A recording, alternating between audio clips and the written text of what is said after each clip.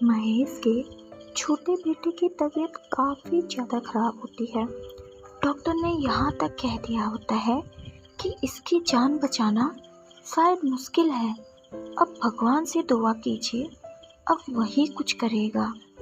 महेश की पत्नी काफ़ी परेशान हो जाती है और उसे लगता है कि उसका छोटा बेटा उससे दूर ना चला जाए।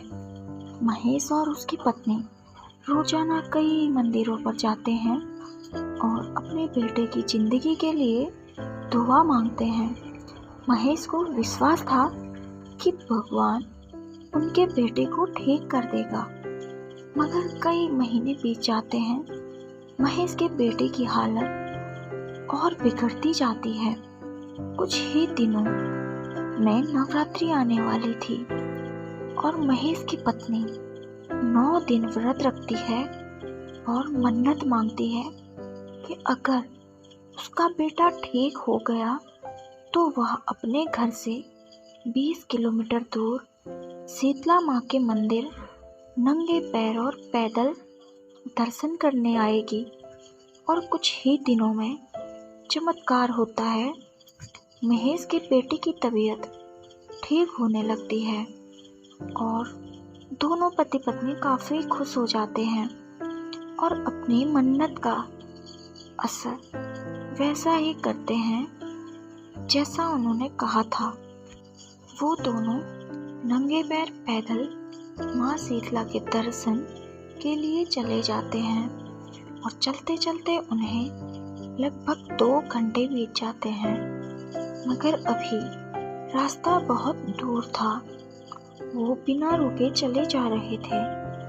तभी रास्ते में उन्हें एक बूढ़ी औरत मिलती है। वह बूढ़ी औरत उनसे कहती है कि बेटा, मुझे पीने के लिए पानी दे दो। मेरे पास पानी नहीं है। और महेश के पास थोड़ा ही पानी था और उन्हें उस पानी की ज़रूरत भी थी, क्योंकि वो लोग पैदल यात्रा कर रहे थे। मगर फिर भी वो पानी की बोतल को उस बूढ़ी औरत को दे देता है और वह लोग प्यासे रहकर भी यात्रा जारी रखते हैं। वो लोग आधे रास्ते तय कर लेते हैं तो वो लोग सोचते हैं कि क्यों ना खाना खा लिया जाए, क्योंकि महेश की पत्नी अब काफ़ी थक चुकी थी। महेश जैसे ही दोनों के लिए खाना लेकर आता है, वैसे ही एक और बूढ़ी औरत उसके पास आ जाती है और उससे खाना मांगने लगती है। महेश बेचारा वो खाना उन्हें दे देता है और खाली हाथ अपनी पत्नी के पास जाके सारी बात बताता है, क्योंकि उनके पास वैसे ही पैसे बहुत कम थे तो वह दोबारा खाना नहीं खरीदते। कई घंटों बाद वो लोग जैसे तैसे माँ शीतला देवी के प्रवेश द्वार पर पहुँचते हैं और जैसे ही सीढ़ी चढ़ने के लिए पहला कदम रखते हैं, वैसे ही एक और बूढ़ी औरत उनके पास आकर कहती है कि बेटा, क्या तुम मुझे माँ शीतला के दर्शन करवा दोगे? मैं बहुत बूढ़ी हो चुकी हूँ, जिस कारण मैं सीढ़ी नहीं चढ़ पा रही।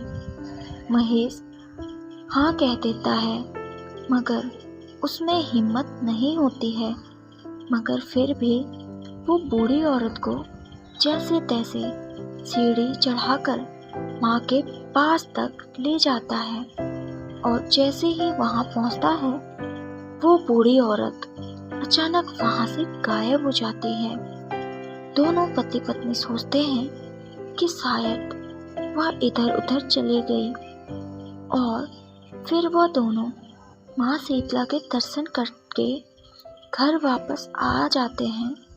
और उसी रात महेश को एक सपना आता है और उसमें उसे शीतला माँ के दर्शन होते हैं और माँ कहती है कि तुम और तुम्हारा पूरा परिवार हमेशा सुखी रहेगा और कभी भी तुम्हें किसी परेशानी का सामना नहीं करना पड़ेगा।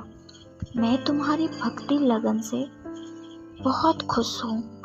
वह बूढ़ी औरत मैं ही थी जो तुमसे हर बार मिल रही थी। सुबह उठकर ये बात महेश अपनी पत्नी को बताता है और वह दोनों माँ शीतला देवी की जय जयकार लगाते हैं और उसी दिन 9 कन्याओं को भोजन करवाते हैं। जय माता दी। वीडियो देखने के लिए धन्यवाद। ऐसी ही वीडियोस और देखने के लिए हमसे जुड़े रहें एंड हमारे चैनल को सब्सक्राइब और शेयर ज़रूर कीजिए।